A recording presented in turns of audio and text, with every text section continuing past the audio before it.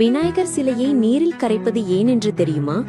ஆடி மாதத்தில் வெள்ளம் கரை புரண்டு ஓடி பயிர்களை செழிக்க செய்யும்.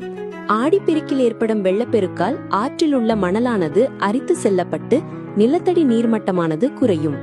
மண் அரிப்பு ஏற்பட்டால் நீர்வளம் குறைந்து சீக்கிரமே அந்த இடம் வறண்டுவிடும். அதுவும் வெயில் காலங்களில் நீர் இல்லாமல் கடும் பஞ்சம் நிலவும்.